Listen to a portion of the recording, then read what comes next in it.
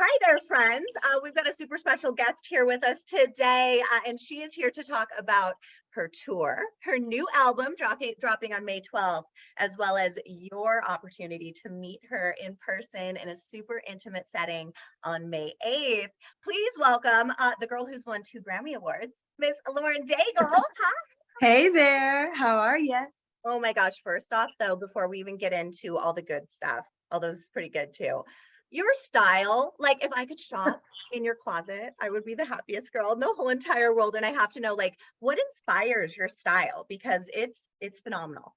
Oh, you know what I think? Well, first of all, thank you. Thank you so much. It's coming from Louisiana. Yeah. We grew up seeing so many colors, so much fashion, in ways that I feel like people would have never known. Like New Orleans is so vibrant and there's so many places you can go to find really unique pieces. And so for that reason, yeah, I feel like I just have been a collector for well before music. Yeah, Like when yeah. I remember one time I was at LSU. This is when I went to school there, and they did a LSU Tigers advocate, like the newspaper. Yeah. And the whole thing was about my fashion because I think I was like the only hippie girl on campus that wasn't walking around in Sophie shorts and a big t-shirt. I was like, I was wearing hippie clothes and things in my hair and all that. So All of the I've things, I always just loved fashion. absolutely love it. And it reflects obviously the kaleidoscope of colors and light that you incorporate into your music. And we're super excited. You've got a new album and it's dropping on May 12th. What can your fans expect on this new album? Oh, I am so excited, like from the bottom of my heart. I'm ready. I'm ready. I'm ready. May 12th can't come soon enough. I've been sitting on this thing for like a year, it's like I am ready. But I love this record. I say it's self-titled for the obvious reason. It's because I feel like it became me in such a beautiful way. And it taught me so much during the process of making this record.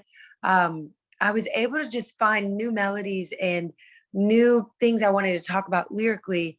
The sonic space of this song, of this record is so broad. It's so different than anything I've been a part of before. And I have to give major hats off to the team that I worked with. Like they pulled things out of me that have never come out on any record previously. And so for that, I cannot wait for everyone to hear it. And we can't wait to hear it, especially being that you're going to be here just a few days before it drops on May 8th, for a very select group of our listeners. And what can they expect? Are you going to be singing, obviously, the new single? What else can they expect from you? We're going to sing a couple songs from the record that I'm absolutely pumped about. I'm really excited for people to hear the arrangement which we're bringing to all of you guys. I think that's going to be really special. And the other like fun little tidbit is you'll get to hear those intimate stories about how things were written or what they're about, which is really special that I don't feel like we get to do all the time. So I'm pumped about that. So they get to actually see your side and how it was, what it means to you.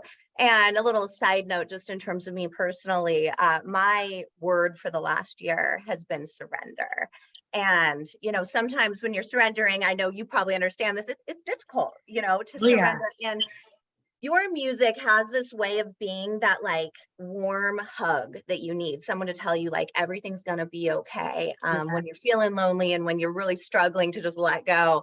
And so seriously, thank you from the bottom of my heart personally for the message that you are bringing to your fans and giving us that love and that light when we truly need it the most. And I was blasting you in the car on the way to work this morning and I started off on like the worst foot, and you just have this way of bringing that light into, your music and your sound and you in person, following your Instagram and things like that. So thank you for that. Thank you for we can't wait to have you. So November 12th, November 11th, Desert Diamond Arena. You're coming back to Phoenix. Are you excited to come to the desert? When was the last time you were here? The last time I was there, I think was 4 years ago in 2019. Right before the pandemic and all the chaos. Okay. And I was talking my family, I have family from the Phoenix, Scottsdale area. Okay. And so we would take family trips there when we were kids and hike Camelback Mountain and things like that. So So I you're gonna hike it while you're here?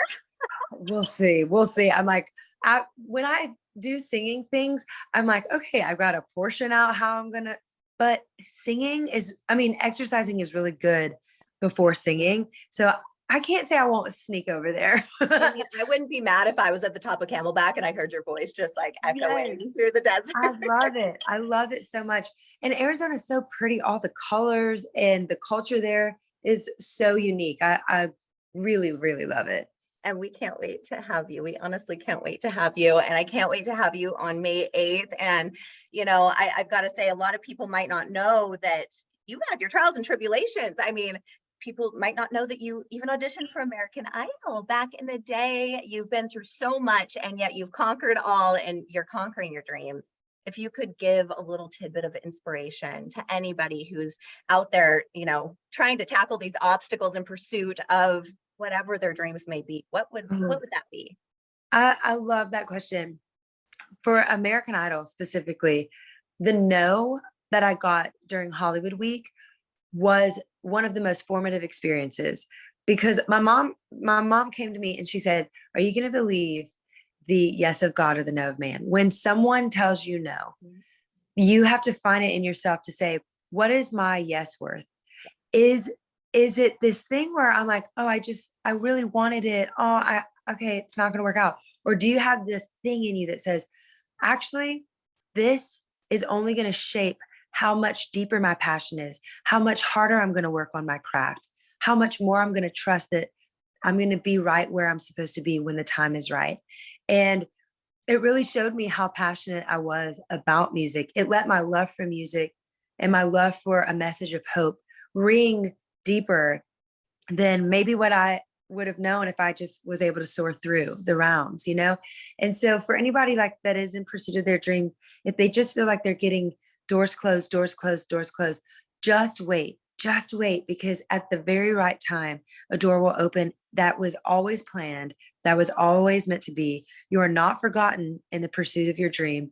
And I like being from a Christian background, I would always find these Bible verses and stuff that I would cling on to in certain times. Yeah. And there's this verse that says, man may choose his path, but the Lord directs his steps. And I know that Arizona is super spiritual, but there's something really beautiful about knowing that you don't have to control everything. That things will work out. Yeah, surrender. Yes. It's always back to that. And there's something beautiful with the art of surrender. Bono is talking about it right now. Yeah.